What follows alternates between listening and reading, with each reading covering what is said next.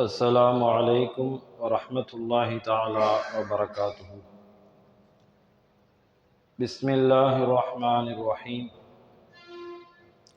الحمد لله رب العالمين، والصلاة والسلام على سيد المرسلين وعلى آله وأصحابه أجمعين، أما بعد.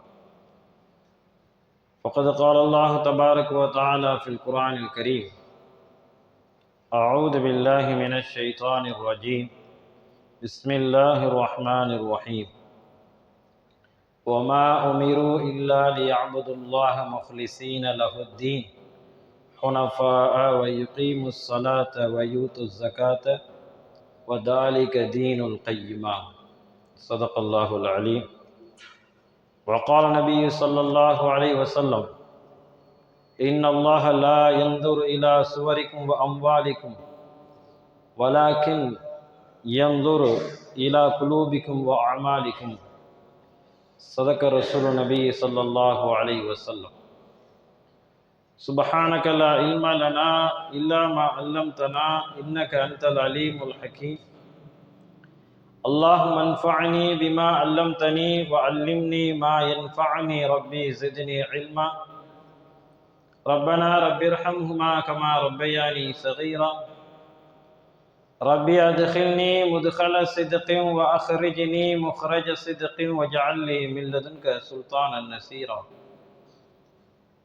اللهم صل على سيدنا محمد وعلى آل سيدنا محمد وبارك وسلم عليه يا أول الأولين ويا آخر الآخرين ويا ذا القوة المتين ويا راحم المساكين يا أرحم الراحمين. اللهم ارحمنا برحمتك يا أرحم الراحمين. எல்லா புகழும் அல்லாஹ் ஜல்ல ஷானுஹு தஆலாவுக்கே உரித்தாகட்டுமாக. எனது உயிரிலும் மேலான ஹஸ்ரத் ரசூலுல்லாஹி ஸல்லல்லாஹு அலைஹி வஸல்லம் அன்னவர்கள் மீதும் அன்னவர்களின் அடிச்சுவற்றை சற்றும் அடிபுறலாமல் பின்பற்றிய உத்தம சத்திய சஹாபாக்கள், தாபியங்கள், தபா தாபியங்கள், நாதாக்கள், சுகதாக்கள், நல்லோர்கள், உலக முஸ்லிம்கள், குறிப்பாக நம் அனைவரின் மீதும் அல்லாஹுவின் அன்பும் அருளும் என்றென்றும் நின்று நிலவட்டுமாக. ஆமீன். கண்ணியத்திற்குரிய அல்லாஹ்வின் நல்லடியார்களே, இப்பொழுது நாம் வாழ்ந்து கொண்டிருக்கின்ற இந்த நவீன காலம், நவ உலகத்தில் விளம்பரம் என்பது மிக முக்கியமான ஒரு விஷயமாக ஆகிவிட்டது. விளம்பர உலகம் ஆகிவிட்டது. என்ன செய்தாலும் விளம்பரம், எதை செய்தாலும் விளம்பரம். ஒரு தொழில்துறையை நாம் ஏற்படுத்தி கொள்ள வேண்டும் என்று சொன்னால் அதற்கு முதன்மையாக விளம்பரம் தேவையாக இருக்கிறது. ஒரு காலத்தில் ஒரு தொழில் தொடங்க வேண்டும் என்று சொன்னால் சாதாரணமாக ஒரு விளம்பரத்தை செய்தால் போதுமானது. இன்று தொழில் தொடங்க வேண்டும் என்று சொன்னால் அந்த விளம்பரமே மூலதனமாக இருக்கிறது. ஆக நாம் இப்பொழுது வாழ்ந்து கொண்டிருக்கக்கூடிய இந்த உலகம் விளம்பர உலகம். இப்படி தொழில்துறைகளில் ஏற்பட்ட அந்த விளம்பர மோகம் இப்பொழுது நற்காரியங்கள் புரியக்கூடிய அந்த நல்ல அமல்களிலும் ஊடுருவி இருக்கிறது. ஹஜ்ஜு உம்ரா கூட இன்று விளம்பரமாகிவிட்டது.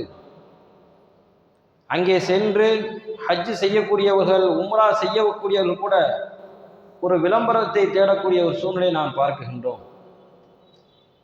உண்மையில் நம்முடைய இஸ்லாத்தில் ஆன்மீகம் என்பது இறைவனை நெருங்குதல் என்ற பொருள் கொண்டிருந்தாலும் கூட, இஸ்லாத்திலே உண்மையான பொருள் ஆன்மீகம் என்று வரும் பொழுது, இபாதாத்துகள் என்று வரும் பொழுது, அல்லாஹ்வை நெருங்குதல் என்று வரும் பொழுது, ஒரு மனிதன் தன்னையே அழித்து கொள்ள வேண்டும். தன்னையே அழித்துக் கொள்றதுன்னா இறந்து போறதல்ல. அல்லாஹ்வுடைய நெருக்கத்தை பெறுவதற்காக தன்னை எல்லா நிலையிலும் தாழ்த்தி கொள்வது. ஒரு அடிமையுடைய மனநிலை எப்படி இருக்குமோ, அல்லாஹ்வினுடைய எஜமானன் நான் அவனுடைய அடிமை என்ற தாழ்வு நிலையை நாம் கையாள வேண்டும். தாழ்வு மனப்பான்மை கூடாது என்பார்கள். கூடாதுதான். எனக்கு எதுவுமே அல்லாஹ் தரவில்லை என்ற ரீதியிலே தாழ்வு மனப்பான்மை கொள்ளக்கூடாது. எனக்கு அல்லாஹ் நிறைய கொடுத்திருக்கிறான், அல்லாஹ் அருள்கொடை செய்திருந்தாலும் நாம் தாழ்வு மனப்பான்மையோடு தாழ்ந்தவனாக எண்ணி அல்லாஹ்விடத்தில் தஞ்சம் புகர வேண்டும். இதுதான் ஆன்மீகத்தின் இறுதி கட்டம் என்று சூஃபியாக்கள் நமக்கு சொல்லித் தருவார்கள். இன்றைய ஜும்மாவில விளம்பர விரும்பிகள் என்ற தலைப்பின் கீழ் சில விஷயங்களை நாம் சிந்திக்க இருக்கிறோம். இஸ்லாத்தை பொறுத்தவரையிலும் நற்செயல்கள் செய்யும் பொழுது 2 விஷயங்கள் கவனிக்கப்பட வேண்டும். ஒரு விஷயம் கண்டிப்பாக செய்ய வேண்டும், இன்னொரு விஷயம் அறவே செய்யக்கூடாது. இந்த 2 விஷயங்களும் கவனிக்கப்பட வேண்டும். முதலாவது விஷயம் நாம் சொல்லக்கூடிய வார்த்தை இஹ்லாஸ். முதலில் இஹ்லாஸை உறுதிப்படுத்த வேண்டும். அடிக்கடி சொல்வதுண்டு, எந்த காரியத்தை இருந்தாலும் இஹ்லாஸோட செய்யணும். இஹ்லாஸுக்கு அர்த்தம் என்ன? நான் இந்த செயலை, இந்த நற்காரியத்தை அல்லாஹ்வுக்காக வேண்டி செய்கிறேன், அல்லாஹ் எனக்கு மறுமையிலே கூலி வழங்குவான் என்ற உறுதியான எண்ணத்தோடு இந்த செயலை நான் செய்கிறேன். இதுதான் இஹ்லாஸ். இந்த எண்ணம் நம்முடைய எல்லா செயல்பாடுகளையும் இருக்க வேண்டும். இந்த எண்ணம் இல்லை என்று சொன்னால் நாம் செய்யக்கூடிய அமல்களுக்கு எந்த விதமான மதிப்பும் இருக்காது. உள்ளத்திலே கொண்டிருக்கக்கூடிய அந்த தூய எண்ணத்திற்கு தான் நற்கூலியை தவிர நம்முடைய செயல்பாடுகளையோ நம்முடைய தோற்றங்களையோ அல்லாஹ் என்ன செய்வது கிடையாது, முக்கியத்துவம் கொடுப்பது கிடையாது. இந்த அடியான் உள்ளத்திலே என்ன எண்ணுகிறான்? நாம் எண்ணுவது பிறருக்கு தெரியாமல் இருக்கலாம், நான் என்ன நினைக்கிறேன்னு மற்றவருக்கு தெரியாமல் இருக்கலாம். ஆனால் அல்லாஹ் நம்முடைய உள்ளத்தை ஊடுருவி பார்க்கக்கூடியவன். யஅலமு ஹாயினத்துல் ஐனி வமா துஃபி சுதூர். கண் சிமிட்டக்கூடிய ஜாடைகள், நெஞ்சங்களிலே மறைத்து வைத்திருக்கக்கூடிய அந்த விஷயங்களை அல்லாஹ் அறிந்தவன். முதலில் என்ன செய்யணும்? இஹ்லாஸ் மிக முக்கியம். அல்லாஹ் வசனத்திலே சொல்லுவான், வமா உமிரு இல்லா லியஅபுதுல்லாஹ முக்லிஸீன லஹுத்தீன். அல்லாஹ் எப்படி கட்டளையிட்டு இருக்கிறான் என்று சொன்னால், வணக்கத்தை இஹ்லாஸான களப்பற்றதாக அல்லாஹ்வுக்கே உரியதாக ஆக்க வேண்டும் என்ற கட்டளை நமக்கு இடப்பட்டிருக்கிறது. தொழுகையாக இருக்கட்டும், நோன்பாக இருக்கட்டும், ஜகாத்தாக இருக்கட்டும், ஹஜ்ஜாக இருக்கட்டும், இன்னபிற அத்தனை அமல்களும் நான் அல்லாஹ்வுக்காக வேண்டி மட்டும் செய்கிறேன் என்ற உறுதியான உளப்பூர்வமான தூய எண்ணம் நம்முடைய உள்ளத்திலே வர வேண்டும். இது நம்ம செய்யக்கூடிய ஒவ்வொரு செயல்பாடு இருக்க வேண்டிய மிக முக்கியமான செயல்பாடு இஹ்லாஸ். உதாரணத்துக்கு சொல்றான் தான், ஒருத்தர் 1 கோடி ரூபாய் தர்மம் செய்கிறார், இன்னொருத்தர் கையில் இருக்கக்கூடிய வெறும் 1 ரூபாய் தர்மம் செய்கிறார். இந்த 1 கோடி ரூபாய் தர்மம் செய்தவர் மக்கள் என்னை பாராட்ட வேண்டும், மக்களிடத்தில் எனக்கு புகழ் வேண்டும் என்ற ரீதியிலே அவர் இந்த 1 கோடி ரூபாய் தர்மம் செய்கிறார். தன்னிடத்தில் இந்த 1 ரூபாயை ஒருத்தர் தர்மம் செய்கிறார், அல்லாஹ்வுக்காக வேண்டி என்னிடத்தில் 1 ரூபாய் இருக்கிறது, நான் இறைவனுக்காக வழங்குகிறேன் என்று தர்மம் செய்கிறார். இப்பொழுது இந்த 1 கோடி ரூபாய் இவர் செய்த இந்த 1 ரூபாய்க்கு ஈடாக ஆகாது, சமமாக ஆகாது. ஏனென்றால் இவர் 1 ரூபாய் கொடுத்திருந்தாலும் கூட இவருடைய உள்ளத்திலே அல்லாஹ்வுக்காக வேண்டி கொடுக்கிறேன் என்ற உறுதியான எண்ணம் இருக்கிறது. இவர் 1 கோடி ரூபாய் தர்மம் செய்தாலும் கூட இவருடைய உள்ளத்திலே மக்கள் என்னை பாராட்ட வேண்டும், பிறருக்காக இவர் என்னை மெச்ச வேண்டும் என்ற புகழுக்காக வேண்டி அவர் தர்மம் செய்தார். அல்லாஹ்விடத்தில் எந்த மதிப்பும் கிடையாது. நம்முடைய செயல்பாடுகளில் மிக முக்கியமாக கடைபிடிக்க வேண்டிய ஒன்று இஹ்லாஸ், மன தூய்மை என்று சொல்லுவோம். இறைவனுக்காக நான் இந்த செயலை செய்கிறேன், அல்லாஹ்வுக்காக, வேற யாருக்காக வேண்டி நான் செய்யல, எனக்கு மறுமையிலே அல்லாஹ் ஜல்லஷானஹு தஆலா கூலி வழங்குவான் என்ற நம்பிக்கையில நாம் செய்வது, இதுதான் இஹ்லாஸ். இது நம்முடைய வாழ்க்கையில பற்றி பிடிக்க வேண்டிய விஷயம், மிக முக்கியம். 2வது விஷயம், இஹ்லாஸை இழக்க செய்யக்கூடிய ரியா. அரபில ரியான்னு சொல்லுவாங்க, தமிழ்ல சொல்றாங்க முகஸ்திதின்னு சொல்லுவோம். விளம்பரத்திற்காக, பிறர் பாராட்ட வேண்டும் என்பதற்காக, புகழுக்காக நம்மை பற்றி 4 பேரிடத்தில் சொல்ல வேண்டும் என்பதற்காக செய்யக்கூடிய எந்த அமலும் ரியாவில் கட்டுப்பட்டது. இஹ்லாஸ் கண்டிப்பா இருக்கணும். அதற்கு நேர் மாற்றமான ரியா இருக்கவே கூடாது. முகஸ்துதி இது இருக்குமேயானால் நாம் செய்யக்கூடிய எந்த அமலுக்கும் மதிப்பு கிடையாது. அல்லாஹ் தூக்கி எறிஞ்சிருவான். ஹதீஸை நாம் பார்க்கும் பொழுது ரொம்ப கடுமையான ஹதீஸ்கள் எல்லாம் இருக்கிறது. பெருமானார் ஸல்லல்லாஹு அலைஹி வஸல்லம் அவர்கள் சொல்லுவார்கள், நான் உங்களிடத்திலே சிறிய இணை வைத்தலை பயப்படுகிறேன். சஹாபாக்கள் கேட்டாங்க, யா ரசூலல்லாஹ், சிறிய இணை வைத்தல் என்றால் என்ன என்று கேட்கிறாங்க. நபி ஸல்லல்லாஹு அலைஹி வஸல்லம் அவர்கள் சொன்னார்கள், ரியா முகஸ்துதி. நீங்கள் செய்யக்கூடிய ஒவ்வொரு அமலும் அல்லாஹ்விற்காக வேண்டி இருக்க வேண்டும். அதை தவிர்த்து பிறர் பாராட்ட வேண்டும், பிறர் பார்க்க வேண்டும் என்பதற்காக இருந்தால் அது அல்லாஹ்வுக்கு உரியதாக அல்லாமல் இன்னொருத்தருக்கு உரியதாக ஆகிவிடுகிறது. இதுதான் சிறிய இணை வைத்தல் என்று பெருமானார் ஸல்லல்லாஹு அலைஹி வஸல்லம் அவர்கள் சொல்வார்கள். இவர்களுக்கு நற்கூலி கிடைக்குமா? நிச்சயமாக கிடைக்காது. அல்லாஹ் மறுமையுடைய நாளிலே இப்படி சொல்லுவான், நீங்கள் யாருக்காக வேண்டி நீங்கள் தொழுதீர்களோ, யாருக்காக வேண்டி நற்காரியங்கள் புரிந்தீர்களோ அவங்ககிட்ட போய் நீங்க நற்கூலியை கேட்டுக்கிறீங்க. ஏன்னா நீங்க எனக்காண்டி செய்யல. இப்படி ஒரு வார்த்தையை நாளைக்கு மறுமையிலே சொல்லப்படுகிறது. கவனமாக இருக்க வேண்டிய இடம். ஒரு மனிதன் இந்த உலகத்தில் வாழக்கூடிய காலத்தில் அவன் செய்யக்கூடிய செயல்கள் அனைத்தும் இறைவனுக்காக இருக்க வேண்டும். கொஞ்சம் தடுமாறினாலும் போச்சு, அவ்வளவுதான். அதனால தான் இந்த முகஸ்துடைய விஷயத்துல நம் முன்னோர் ரொம்ப பாதுகாப்பு தந்தாங்க, ரொம்ப கவனமாக இருந்தாங்க. எந்த ஒரு செயலை செய்தாலும் மறைமுகமாக செய்தார்கள். எங்க நம்ம யாராவது பார்த்து அதன் மூலமா நமக்கு ஏதாவது விளம்பரம் வந்து விடுமோ?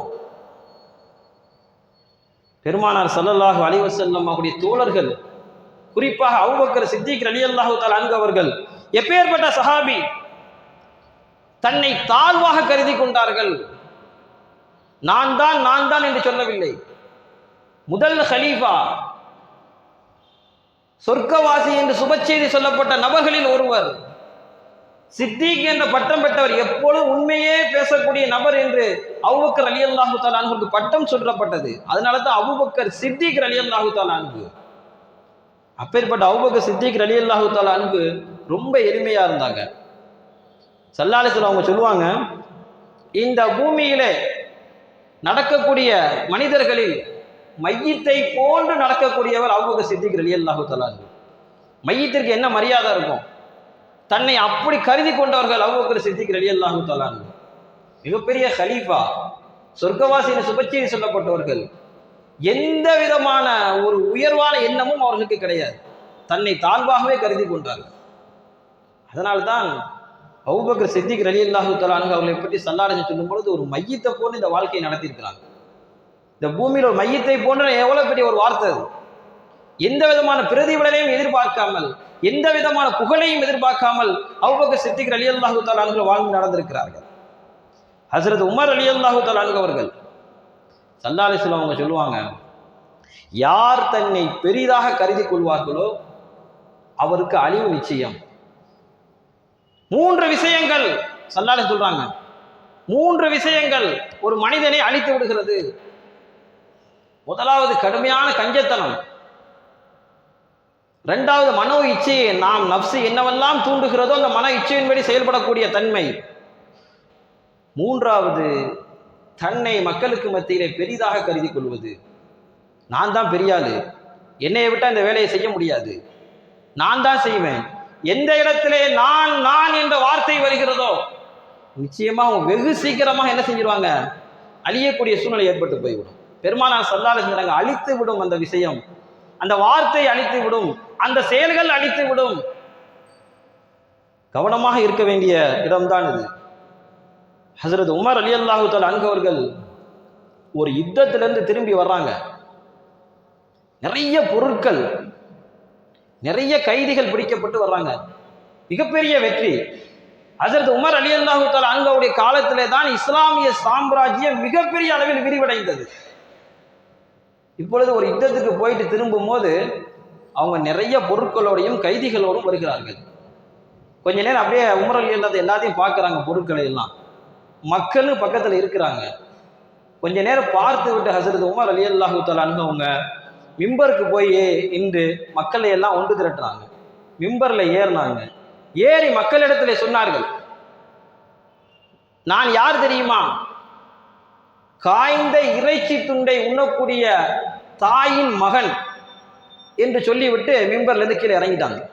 வேற எந்த வார்த்தையும் சொல்லல. மக்கள் எல்லாம் ஒன்று திரட்டினாங்க. மிம்பர்ல ஏறி ஹஜ்ரத் உமர் ரலியல்லாஹு தஆலா அன்ஹு சொன்ன வார்த்தை தான், நான் பெரிய ஆள் கிடையாது, நான் ஒரு சாதாரணமான மனிதன். எப்பேற்பட்ட சாதாரணமான மனிதன்? என்னுடைய தாய் காய்ந்த இறைச்சி துண்டை திங்கக்கூடியவள். அந்த நேரத்தில் அப்படி சொன்னா ரொம்ப ஏழைன்னு அர்த்தம். காய்ந்த இறைச்சி துண்டை திங்கக்கூடியவங்கன்னா ரொம்ப ஏழ்மையான நபருக்கிறது தான் அதை என்ன செய்வாங்க, பயன்படுத்துவாங்க. சொல்லிட்டு இறங்கிட்டாங்க. மக்களுக்கு ஒன்றும் புரியல. அடுத்த நாள் கேட்கப்பட்டது ஹஜ்ரத் உமர் ரலியல்லாஹு தஆலா அன்ஹு இடத்துல. ஹஜ்ரத் உமர் ரலியல்லாஹு தஆலா அன்ஹு அவர்கள் சொன்னார்கள், எனக்கு என்னுடைய மனது இப்படி சொன்னது, உனது காலத்திலே இஸ்லாம் இவ்வளவு தூரம் வெற்றி வாகை சூடி இருக்கிறது என்று என்னுடைய உள் மனது சொன்னது. அதை நான் தவிர்ப்பதற்காக மக்களிடத்தில் நான் சொல்லிக் கொண்டேன், நான் மிகவும் சாதாரணமானவன் என்று நான் சொல்லிக் கொண்டேன். இதுதான் ஹஜ்ரத் உமர் ரலியல்லாஹு தஆலா அன்ஹுடைய வெற்றிக்கு காரணம். உமர் ரலியல்லாஹு தஆலா அன்ஹு அவர்களை போன்ற ஆட்சி அமைக்க வேண்டும் என்று இன்று ஒவ்வொரு ஆட்சியாளரும் சொல்லித் தருகிறார்களே. ஹஜ்ரத் உமர் ரலியல்லாஹு தஆலா போங்கு இப்படித்தான் இருந்தது. ஹதீஸ்களை நாம் பார்க்கிறோம், வரலாறுகளிலே பார்க்கிறோம். உமர் ரலியல்லாஹு தஆலா அன்ஹு தஹஜ்ஜுடைய நேரத்திலே தொழுவார்கள். தொழுதுவிட்டு இப்படி துஆ செய்வார்கள். ஆட்சி கட்டிலில் அமர்ந்த நேரத்தில், உச்சத்தில் இருக்கக்கூடிய நேரத்தில் ஹஜ்ரத் உமர் ரலியல்லாஹு தஆலா அன்ஹு சொல்லக்கூடிய வார்த்தை, அல்லாஹ்விடத்தில் இப்படி துஆ செய்தார்கள், யா அல்லாஹ், அல்லாஹும்ம ஜஅல்னி ஃபீ ஐனி ஸகீரன் வ ஃபீ ஐனின் நாஸி கபீரா. யா அல்லாஹ், எனக்கு மனதளவில் என்னை சிறியவனாக எனக்கு காட்டு, மக்களுக்கு மத்தியில் என்னை வலியவனாக காட்டு. துஆவுடைய அர்த்தத்தை நம்ம விளங்கணும். அல்ல, என்னை எனக்கு சிறிய நான் காட்டுரு, எனக்கு தற்பெருமை கொடுத்துறாத, எனக்கு பெருமையை கொடுத்துறாத, ஆனா மக்களுக்கு மத்தியில் என்னை வலியவனாக காட்டு என்று துஆ செய்வார்களாம். ஹஜ்ரத் உமர் ரலியல்லாஹு தஆலா அன்ஹு அவர் உண்மையிலேயே இன்றளவும் பேசக்கூடிய மிகப்பெரிய ஒரு புரட்சியாளர். அலி ரலியல்லாஹு தஆலா அன்ஹு அவர்களிடத்துல ஒருத்தர் கேட்டார், நீங்க யாருன்னு கேட்டார். பிரபலியமா நபர்கிட்ட போய் நீங்க யாருன்னு கேட்ட என்ன சொல்லுவோம்? என்னை தெரியலையாப்பா உனக்கு, யாரை நீ பக்கத்துல போய் கேட்டுட்டு வா நான் யாருன்னு அப்படின்னு சொல்லுவாங்க. அலி ரலியல்லாஹு தஆலா அன்ஹு இடத்துல ஒருத்தர் கேட்டார், நீங்க யாருன்னு கேட்டார். அலி ரலியல்லாஹு தஆலா அன்ஹு சொன்னாங்க, மா அனா இல்லல் முஸ்லிமீன், நான் ஒரு முஸ்லீம், அவ்வளவுதான், நான் ஒரு முஸ்லீம். எப்பேற்பட்ட சிறப்பிற்குரியவர் ஹஜ்ரத் அலி ரலியல்லாஹு தஆலா அன்ஹு அவர்கள். ஆனால் தெரியாதவர் ஒருத்தர் கேட்கும்போது நான் ஒரு முஸ்லீம், அதோட முடிச்சுக்கிட்டாங்க. நான் யாரு தெரியுமா, என்னுடைய பரம்பரை என்ன, யார்கிட்டயா போய் கேட்டுட்டு வாப்பா, இது போன்ற வார்த்தைகள் கிடையாது. சஹாபாக்கள், குறிப்பாக சொர்க்கவாசிகள் என்று நன்மாராயம் கூறப்பட்ட சஹாபா பெருமக்கள், ஹலீஃபாவாக இருந்தவர்கள், தன்னை என்ன செய்ய ஒருபோதும் தன்னை அரசர்களாகவோ பெரும் மன்னர்களாகவோ கருதியது கிடையாது. நிறைய வரும்பொழுது அல்லாஹ்வை பயப்பட வேண்டும். இன்னைக்கு நம்ம நினைக்கிறோம் ரொம்ப குறைவா, காசு பணம் குறைவா இருந்து அல்லாஹ்லான்னு கிடக்கிறோம். காசு பணம், பொருளாதாரம், ரிஸ்க் விஸ்தீர்ணம் அதிகமாக வரும்பொழுது அல்லாஹ்வை பயப்பட வேண்டும். ஹஜ்ரத் உமர் ரலியல்லாஹு தஆலா அன்ஹு அவங்க நிறைய கிடைக்கும் போது தான் பயந்தாங்க, நிறைய இருக்கும் பொழுது அழுதாங்க. இதுக்கெல்லாம் எப்படி கணக்கு கொடுக்கிறது, இதெல்லாம் எப்படி சரி கட்டுறது? ஏதாவது ஒரு தவறு நடந்து விட்டால் அல்லாஹ்விடத்தில் பதில் சொல்ல வேண்டும். ஆக எப்ப நமக்கு நிறைய கிடைக்கிறதோ அருட்கொடைகள், அப்பதான் ரொம்ப கவனமாக என்ன செய்யணும், அல்லாஹ்ட்ட பயத்தோடு நடந்து கொள்ள வேண்டும். உயர்வான சிந்தனை இருக்குது, தன்னை உயர்வாக கருதுறதுங்கிறது அது மனுஷனை வீழ்த்திரும், சின்ன பின்னமாக்கிடும். நீங்கள் வரலாறுகளையும் நீங்க பார்க்கலாம், இன்றைக்கு உள்ள சூழ்நிலையை நீங்க பார்க்கலாம். யார் தன்னை கர்வமாக, பெருமையாக, தற்பெருமையாக நான் நான் தான் என்று யார் திரிகிறார்களோ அல்லாஹ் அவர்கள் என்ன செய்யணும், கீழே தள்ளிடுவான். ஹதீஸ் இப்படி வருகிறது, மன் தவாலா லில்லாஹி ரஃபஅஹுல்லாஹ், யார் அல்லாஹ்வுக்காக வேண்டி பணிகிறாரோ அல்லாஹ் உயர்த்துவான். பணிஞ்சு போறதுனால குறைஞ்சு போறது கிடையாது. ஸல்லல்லாஹு சொல்றாங்க, யார் அல்லாஹ்வுக்காக வேண்டி பணிந்து போகிறீர்களோ அல்லாஹ் உங்களை உயர்த்துவான். மன்னர்களுடைய வரலாறுகளை நாம் பார்த்தாலே தெரியும், யாரெல்லாம் மிடுக்கோடு ரொம்ப கர்வமாக இருந்தார்களோ அவர்களுடைய இறப்பு எல்லாம் மிக மோசமாகத்தான் இருந்திருக்கிறது. அதனால தான் ஷைத்தானை விட மிகப்பெரிய ஆபத்து மனசு, நஃப்ஸு. ஷைத்தான் நம்மளை கெடுக்கிறான். அதனால தான் நினைச்சவங்க உலமாக்கல்ல ஒருத்தவங்க சொல்லுவாங்க, ஷைத்தான் கொஞ்சம் பலகீனமானவன் தான், அந்த ஷைத்தானே கெடுக்கக்கூடிய சக்தி நஃப்ஸுக்கு இருக்குதான். நம்முடைய நஃப்ஸ் இருக்குது மிக மோசமானது. அதை நல்வழியில் திருப்பி கொண்டு வரணும். நம்முடைய சாதாரணமான பொருளாதார ஆசைகள், நம்முடைய மற்ற தீமைகள் பக்கம் இழுக்கக்கூடிய அந்த ஆசைகள், பெண் ஆசைகள், பொன் ஆசைகள் அத்தனையும் நம்ம நஃப்ஸுக்கு இருக்குது. அது நம்ம அப்படியே இழுத்துக்கிட்டே போகும். அதனால தான் ஷைத்தானை கூட இந்த நஃப்ஸுக்கு எடுத்துருமா. ஆக சிந்திக்க வேண்டிய செய்தி என்ன அப்படின்னா, நம்ம என்ன செய்யக்கூடாதுன்னா ரொம்ப உயர்வாக கருதக்கூடாது. நாம மனிதர் தான். அதனால தானே அபூ ஹுரைரா ரலியல்லாஹு தஆலா அன்ஹு சொல்வார்கள், நான் ஒரு நேரத்தில் இப்படி அடிபட்டு மிதிபட்டு பட்டினி பசியோடு நான் இருந்திருக்கிறேன் என்று சொல்லுவார்கள். அதையெல்லாம் ஞாபகம் செய்வாங்க. ஆனால் இன்னைக்கு மக்களிடத்தில் நாம் கேட்க வேண்டியது இருக்கிறது, நம்ம எடுத்து சொல்ல வேண்டியது இருக்கு. உன்னுடைய பழைய நிலைமை என்ன தெரியுமா? நீ 10 வருஷத்துக்கு முன்னாடி எப்படி இருந்தேன்னு தெரியுமா உனக்கு? அவருடைய பாப்பா, அவருடைய அத்தா எப்படி காலத்தில் எப்படி இருந்தாங்க தெரியுமா? அப்படின்னு நம்ம எடுத்து சொல்ல வேண்டியது இருக்குது. யார் அதற்கு உரியவங்களோ அவங்க புரிந்து நடக்கிறது இல்லை. கடந்த காலத்தில் சிரமப்பட்டவர்கள், அல்லாஹ்வுடைய அருட்கொடையினால் பிறகு வசதியாக வந்தவர்கள், பொருளாதாரத்திலும் சரி தன்னிறைவு பெற்றதற்கு பிறகு தன்னிறைவாக நடக்க வேண்டும்.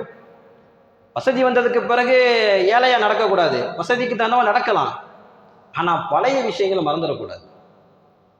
பழைய விஷயங்கள், இப்படி ஒரு நாள் நமக்கு இருந்தது, இன்றைய நாம் பட்டினியாக இருந்தோமே, இந்த நேரத்தில் நமக்கு உடுத்துவதற்கு உடை இல்லையே, அல்லாஹ் இவ்வளவு கொடுத்திருக்கிறானே என்று நெஞ்சார்ந்த நினைத்து உருகக்கூடிய சூழ்நிலை தான் இருக்க வேண்டுமே தவிர அதையெல்லாம் மறந்து விட்டு பிறர் ஞாபகம் காட்டக்கூடிய சூழ்நிலை வரக்கூடாது. அதனால தான் நஃப்ஸை என்ன செய்யணும், ரொம்ப நம்ம கட்டுப்படுத்தணும். நபி ஸல்லல்லாஹு அலைஹி வஸல்லம் அவர்களிடத்துல சஹாபாக்கள்லாம் ஒரு தடவை பேசிக்கிட்டு இருந்தாங்க. அப்போ சொன்னாங்க, சஹாபாக்கள் தஜ்ஜாலை பற்றி பேசிக்கிட்டு இருந்தாங்க. தஜ்ஜால் ரொம்ப மோசமானவன் பேசிக்கிட்டு இருந்தாங்க. பெருமானார் ஸல்லல்லாஹு அலைஹி வஸல்லம் அவர்கள் சொன்னார்கள், தஜ்ஜாலை விட மிக மோசமான ஒரு விஷயம் இருக்குது அப்படின்னு சொன்னாங்க. யார சொல்ல, என்ன அதுன்னு கேட்குறாங்க சஹாபாக்கள். ஸல்லல்லாஹு அலைஹி சொன்னாங்க, மறைமுகமான ஷிர்க், இணை வைத்தல். மறைமுகமான ஷிர்க்குனா என்ன? யார் பிறர் பார்ப்பதற்காக ஒருத்தர் தொழுகிறார், ஸல்லல்லாஹு அலைஹி இப்படி சொல்றாங்க, ஒருத்தர் தொழுகிறார், பிறர் பார்க்கிறார் என்பதற்காக வேண்டி அந்த தொழுகையை கொஞ்சம் அழகுபடுத்துறாரு, இன்னும் கொஞ்சம் கவனமா தொழுகிறாரு, அவர் பார்க்கணுங்கிறதுக்காண்டி. இதுதான் ஷிர்க், மறைமுகமான ஷிர்க் என்று ரசூல் ஸல்லல்லாஹு அலைஹி வஸல்லம் சொல்லி தர்றாங்க. ஏன் ஷிர்க் என்ற வார்த்தையை சொன்னாங்க? வணக்கம் எல்லாமே அல்லாஹ்வுக்காண்டி நம்ம செய்யணும். அல்லாஹ்வுக்கு செய்யாம மற்ற நபருக்காக வேண்டி, மனிதர்களுக்காக வேண்டி, இவர் பார்க்கிறார், இவர் பாராட்டப்பட வேண்டும், இவர் என்னை பற்றி வெளியில பேச வேண்டும் என்பதற்காக ஒரு அமலை செய்வாரையானால் இவர் அல்லாஹ்வுக்காக அதை செய்யவில்லை. அதனால தான் பெருமானார் ஸல்லல்லாஹு அலைஹி வஸல்லம் இது மறைமுகமான ஷிர்க் என்றார்கள். இப்போ நம்ம எந்த அளவுக்கு இதில் ஒதுங்கி இருக்கணும். அல்லாஹ் ஜல்லஷானஹு தஆலா நம்முடைய உள்ளத்துல இருக்கிறதே அறிஞ்சவன், நம்ம வெளிப்படுத்துறதே அறிஞ்சவன். அல்லாஹ் அதனால தான் என்ன செய்யறான், நம்முடைய உள்ளங்களை பார்க்குறான். ஸல்லல்லாஹு அலைஹி வஸல்லம் சொன்னாங்க, அல்லாஹ் ஜல்லஷானஹு தஆலா உங்களுடைய தோற்றங்களையோ உங்களுடைய செயல்பாடுகளையோ பார்க்கறது இல்லை, உங்களுடைய உள்ளங்களை தான் பார்க்கிறான். ஒரு அமலை நீங்கள் செய்கிறீர்கள், உங்களுடைய உள்ளத்தில் ஓடக்கூடிய எண்ணம் எப்படி இருக்கிறது? 1 ரூபாய் நீங்கள் தர்மம் செய்கிறீர்கள், 1 லட்சம் நீங்கள் தர்மம் செய்கிறீர்கள், உங்களுடைய தர்மத்துடைய அந்த சிந்தனை எப்படி இருக்கிறது? பிறர் பாராட்ட வேண்டும், பிறர் என்னை கொடையாளி என்று சொல்ல வேண்டும், என்னை பற்றி வெளியிலே நல்ல விதமாக பேச வேண்டும் என்று நினைத்தால் அல்லாஹ் அந்த பேச்சை இந்த உலகத்திலே வழங்கி விடுவான். மறுமையில எந்த நற்கூலியும் கிடைக்காது. நம்ம செய்யறதே அல்லாஹ்வுக்காண்டி தானே. நம்ம ஒரு அமலை செய்யறதே மறுமையில நற்கூலி கிடைக்கும் அப்படிங்கிறதுக்காண்டி தான். அதை முகஸ்துதியின் காரணமாகவோ விளம்பரம் தேடும் விதமாகவோ வீணாக்கி விட்டால் நம்மை போன்ற கை செய்தற்குரியல் யாரும் கிடையாது. பெருமானார் ஸல்லல்லாஹு அலைஹி வஸல்லம் அவர்கள் ஒரு ஹதீஸ்ல இப்படி சொல்றாங்க, நாளைக்கு மறுமையில எல்லாரையும் எழுப்புனதுக்கு பிறகு, முன்னோர்கள் பின்னோர்கள் எல்லாரும் எழுப்புனதுக்கு பிறகு ஒரு அறிவிப்பாளர் இப்படி அறிவிப்பார் மக்களுக்கு மத்தியில. என்ன தெரியுமா? அல்லாஹ்விற்காக யார் நற்செயல் செய்கிறார்களோ அவர்களுக்கு கூலி கொடுக்கப்படுகிறது. யார் அல்லாதவருக்காக வேண்டி செய்தீர்களோ அவர்களெல்லாம் அவர்களிடத்திலே போய் வாங்கி கொள்ளட்டும். எப்பேற்பட்ட ஒரு அறிவிப்பு! நாளைக்கு இந்த உலகத்தில் நம்ம எவ்வளவு நன்மை செஞ்சிருந்தாலும் அல்லாஹ்வுக்காக வேண்டி இல்லை, அந்த இஹ்லாஸுடைய தன்மை இல்லை அப்படின்னா விளம்பரத்திற்காக, முகஸ்துதிக்காக, பிறர் பாராட்டப்பட வேண்டும் என்பதற்காக இருந்து விட்டால் நாளைக்கு மறுமையில அல்லாஹ் இப்படி ஒரு அறிவிப்பை செய்து விடுவான். நீங்க எனக்காண்டி செய்யல, கருத்து இதுதான். அல்லாஹ் இப்படி சொல்லிடுவான், நீங்க எனக்காண்டி செய்யல, இவர் இன்னாருக்காண்டி செஞ்சீங்க, அவரிடத்துல போய் இங்க கூலியை வாங்கிக்கிறீங்க நல்லா சொல்லுவான். எப்பேற்பட்ட ஒரு கைசேதமான ஒரு சூழ்நிலை. அதனால தான் ஒருத்தர் இப்படி கேட்டார், யார சூழல்லாம் ஒருத்தர் போர் செய்கிறாரு, இந்த உலகத்துல புகழை விரும்பி மறுமையில நற்கூலியை விரும்பி, ரெண்டு விஷயம்.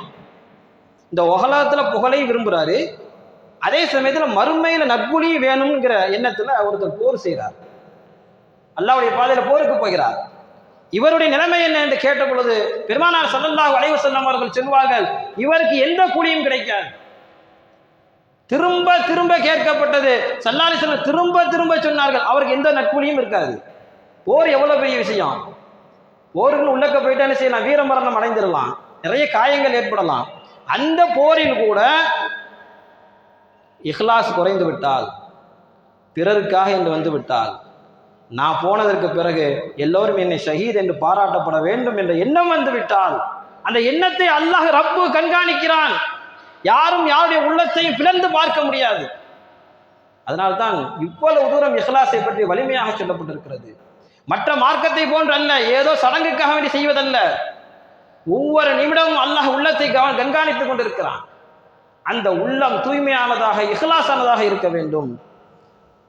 எவ்வளவு பெரிய தர்மத்தை அழிச்சிரு இந்த முகஸ்துதி, விளம்பரம் தேடுது. அல்லாஹ் குர்ஆனிலே சொல்லுவான், வல்லதீன யுன்ஃபிகூன அம்வாலஹும் ஃபீ ஸபீலில்லாஹ் ரிஆ அன்னாஸ், யார் மக்கள் பார்க்க வேண்டும் என்பதற்காக செலவு செய்கிறார்களோ, தர்மம் செய்கிறார்களோ, அவர்கள் சைத்தானுடைய கூட்டாளிகள். ஃபஸா கரீனா, அந்த சைத்தானுடைய கூட்டாளிகள் கெட்டவனாகிடுவான் என்று சொல்லுகிறான் அல்லாஹ் ஜல்ல ஷானஹு. சைத்தானுடைய கூட்டாளியோட லிஸ்ட்ல நம்மளை சேர்த்துறான். யார் பிறர் பார்ப்பதற்காக காசு பணத்தை எடுத்து கொடுக்குறாங்க, ரொம்ப கவனமாக இருக்க வேண்டிய இடம். பெரியவர்கள் என்ன செய்யறாங்க, வலது கருத்து கொடுக்கறது இடது கருத்துக்கு தெரியாம என்ன செய்வாங்க, கொடுப்பாங்களாம். நம்ம கொடுக்கக்கூடிய விஷயம் ரொம்ப கவனமாக இருக்கணும்.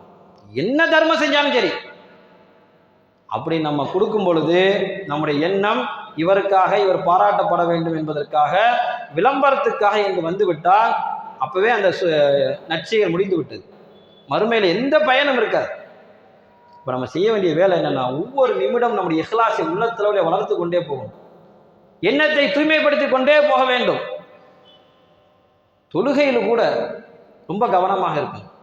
குர்ஆனுடைய வசனம் சொல்லும், முனாஃபிக்கீன்கள் எப்படி நிற்பாங்க, இதா காமு இல ஸலாத்தி குஸாலா, முனாஃபிக்கீன்கள் தொழுகையின சஃப்ல நின்றாங்கன்னா சோம்பேறித்தனமாக நிற்பார்கள், ஏனோ தானே நிற்பாங்க. தொழுகையாளை பற்றி அல்லாஹ் என்ன செய்கிறான், சபிக்கிறான். அரையத்தினுடைய சூழல் அல்லாஹ் சொல்லுவான், இராஊன வ யம்னஊனல் மாஊன், யார் பிறர் பார்க்கப்படுவதற்காக தொழுகிறார்களோ அவர்களுக்கு கேடு உண்டாவதாக. நம்ம தொழக்கூடிய தொழுகை பிறருக்காக இருக்குமே, ஆனால் அந்த தொழுகையே என்ன செய்ய கேடாய் முடிந்து விடும், அல்லாஹ் பாதுகாக்கப்படும். இப்பேற்பட்ட ஒரு உன்னதமான ஒரு மார்க்கத்தில் நாம் இருந்து கொண்டிருக்கிறோம். ஏதோ ஏனாதான கடமைக்கு செய்ய முடியாது. நம்முடைய எண்ணம் சரியாக இருக்க வேண்டும்.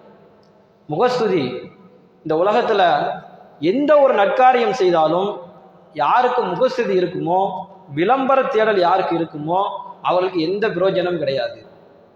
இன்னைக்கு சூழ்நிலை எப்படி இருக்கு அப்படின்னா, சாதாரண விஷயத்திலிருந்து சின்ன சின்ன விஷயம் கூட ரொம்ப கவலையாக இருக்கிறது. இங்க மட்டும் இல்ல, முழு உலகத்திலையும் இதான் நடந்துகிட்டு இருக்கு. சின்ன சின்ன விஷயம் கூட இது நாளைக்கு மறுமைக்கு பாக்கியாக இருக்க வேண்டும் என்ற எண்ணம் இல்லாமல் போய்விட்டது. சின்ன உதவி, நமக்கெல்லாம் தெரியும், அல்லாஹ் அர் ரஹ்மான் அர் ரஹீம். ரஹ்மான் அல்லாஹ், ரஹ்மான் என்ன அர்த்தம் தெரியுமா, இந்த உலகத்தில் யாருக்கும் பாகுபாடு பார்க்காம எல்லாத்துக்கும் அருள் செய்கிறவன். காஃபிர்கள், அவனை திட்டக்கூடியவர்கள், பாவிகள், முஸ்லிம்கள் எல்லோருக்கும் அருள் செய்யக்கூடிய அர் ரஹ்மான்ங்கிற வார்த்தை. அர் ரஹீம்ங்கிறது நாளைக்கு மறுமையில அல்லாஹ்க்கு மாத்திரம், அதாவது யார் முஸ்லிம்களாக இருக்கிறார்களோ, அல்லாஹ்க்கு கட்டுப்பட்டு நடந்தார்களோ அவர்களுக்கு மட்டும் இரக்கம் காட்டக்கூடிய வார்த்தை. இந்த அர் ரஹ்மான் இருக்குது, இந்த வார்த்தை இருக்கிறதுனால தான், இந்த பண்பு அல்லாட்ட இருக்கிறதுனால தான் எவ்வளவு பாவம் செஞ்சாலும் அல்லாஹ் மன்னிச்சுக்கிட்டே போறான். காஃபிர்கள் அல்லாஹ் என்ன செஞ்சான், விட்டுறான், நிறைய கொடுக்குறான். காஃபிருக்கு நிறைய கொடுக்குறான். ஏன் கொடுக்குறான்? அர் ரஹ்மான் இந்த உலகத்துல எல்லாருக்கும் பாகுபாடு இல்லாமல் வழங்குவான், எந்த எதிர்பார்ப்பும் கிடையாது. மனிதன் எப்படி தெரியுமா, சாதாரண சின்ன விஷயம் செஞ்சா கூட எதிர்பார்ப்பான். குர்ஆன் சொல்கிறது, வலா தம்னுன் தஸ்தக்திர், நீங்கள் அதிகத்தை எதிர்பார்த்த நிலைமையில உதவி செய்யாதீங்க. இந்த காசு படத்தை நான் இவருக்கு கொடுத்தா, இந்த நேரத்தில் இந்த உதவியை செய்தா, பின் நாட்களில் இவர் எனக்கு உதவுவார் என்ற எண்ணத்தில் தயவு செய்து உதவி செய்யாதீங்க. எந்த பிரயோஜனமும் கிடையாது. இந்த நேரத்தில் இவருக்கு இந்த விதமான உதவி செய்வோம், பின் நாட்கள் இவர் எனக்கு உதவி செய்வார். இப்படி யாரா இந்த எண்ணத்தோட உதவி செஞ்சா அவருடைய சதக்காவுக்கு, அவருடைய உதவிக்கு எந்த மதிப்பும் இருக்காது. பெருமானார் ஸல்லல்லாஹு அலைஹி வஸல்லம் அவர்கள் மிக மிக வலியுறுத்தி சொன்ன ஒரு விஷயம், நாளைக்கு மறுமையில அல்லாஹ் ஜல்லஷானு தஆலா அடியாருக்கு மத்தியிலே காட்சியளிப்பான். கெண்டக்கால் தெரிய அளவுக்கு அல்லாஹ் காட்சியளிப்பான், ஹதீஸில் வருகிறது. அப்பொழுது காட்சியளிக்கக்கூடிய அந்த நேரத்தில் எல்லா அடியார்களும் சஜ்ஜதா செய்வார்கள், வணங்குவாங்க அல்லாஹ்வை பார்த்துட்டு. அல்லாஹ்வை பார்த்தா எப்படி இருக்கும்? இங்கேயே நம்ம 5 வேளை நம்ம தொழுகிறோம், அல்லாஹ்வை பார்க்காமலே என்ன செய்யறோம்? வணங்குகிறோம். அல்லாஹ்வை பார்க்காமலே நோன்பு வைக்கிறோம், பள்ளியாசல்ல தினதினம் என்ன செய்யறோம்? சஜ்ஜதா செய்கிறோம். நாளைக்கு மறுமையில இப்படி ஒரு நிலைமை இருக்கிறது. அல்லாஹ் அடியாருக்கு மத்தியிலே காட்சியளிப்பான். அந்த நேரத்தில் எல்லாரும் சஜ்ஜதால போய் விழுவாங்க. சில நபர்களால் சஜ்ஜதா செய்ய முடியாது. சஜ்ஜதா செய்வதற்காக முற்படுவார்கள், அவருடைய முதுகு வளையாது. ஸல்லல்லாஹு அலைஹி வஸல்லம் சொல்றாங்க. யார் தெரியுமா அவங்க? இந்த உலகத்துல நற்செயல் செய்யும் பொழுது பிறருக்காக செய்தவர்கள், விளம்பரம் தேடியவர்கள். இப்ப விளம்பரம் என்பது கூடவே கூடாது. இன்னைக்கு நம்ம சில தன்னார்வலர்கள் கூட என்ன செய்யறாங்க அப்படின்னா, இப்போ சமூக வலைதளங்கள்ல நம்ம பார்க்குறோம், நிறைய என்ன செய்யறாங்க, போட்டோக்கள், சின்ன சின்ன உதவிகள் கூட போட்டோக்களாக வந்துடுது. உள்ளத்தை அல்லாஹ் அறிந்தவன், நம்ம யாரையும் குறை சொல்ல முடியாது. நீங்க எந்த தொண்டு செய்தாலும் சரி, எந்த நன்மை செய்தாலும் சரி, கொஞ்சம் நாம் யோசிக்க கடமைப்பட்டிருக்கிறோம். அந்த நேரத்தில் நம்முடைய எண்ணம் எப்படி இருக்கிறது? பிறருக்கு காட்டுவதற்காக நாம் செய்கிறோமா, இல்லது இந்த வேலை நமக்கு இறைவன் நாளைக்கு மறுமையிலே நற்கூலி கிடைக்க வேண்டும், தர வேண்டும் என்ற நோக்கத்திலே செய்கிறோமா? தொண்டு நிறுவனங்களாக இருந்தாலும் சரி, எந்த அமைப்புகளாக இருந்தாலும் சரி, பொதுவாகவே சின்ன சின்ன விஷயத்தில் கூட விளம்பரம் தேடக்கூடிய ஒரு சூழ்நிலை நாம் பார்க்கிறோம். குறிப்பாக சமூக வலைதளங்களில், ஃபேஸ்புக்கில் நிறைய நம்ம பார்க்கிறோம், மற்ற வாட்ஸ்அப்புகளில் நம்ம பார்க்கிறோம். இந்த உலகத்தில் நமக்கு கிடைக்கக்கூடிய நன்மையே ரொம்ப குறைவு தான், நம்ம செய்கிறதே குறைவு. அதுலேயே அந்த நன்மையை நம்ம பாழாக்கிட்டோம் அப்படின்னா நாளைக்கு மறுமையில் ஒன்றுமே கிடைக்காம போயிடும். கவனத்தோடு இருக்க வேண்டிய விஷயம், நாளைக்கு மறுமையில் யார் வந்து விளம்பரத்துக்காக வேண்டி முகஸ்திதியோடு இந்த உலகத்தில் யார் நற்காரியங்களை செய்தார்களோ, நாளைக்கு மறுமையில் அல்லாஹ் இப்படி சொல்லிடுவான், நீங்கள் யாருக்காண்டி செய்தீர்களோ அவர்கள்ட்டே போய் வாங்கிக்கிறீங்கன்னு சொல்லிடுவான். ரொம்ப கவனமாக இருக்க வேண்டிய ஒரு இடம் இது. அல்லாஹ் ஜல்லஷானு தஆலா நம்முடைய அமல்களை முழுமையான முறையில், இஹ்லாஸான முறையில், களப்பற்றதாக அவனுக்கே உரியதாக ஆக்கி செய்யக்கூடிய ஒரு நன்மக்களாக வல்ல ரஹ்மான் நம் அனைவரையும் ஆக்கி அருள் புரிவானாக. ஆமீன். வாஹிர தவானா அல்ஹம்துலில்லாஹி ரப்பில் ஆலமீன். அஸ்ஸலாமு அலைக்கும் வரஹ்மத்துல்லாஹி தஆலா வபரகாத்துஹு.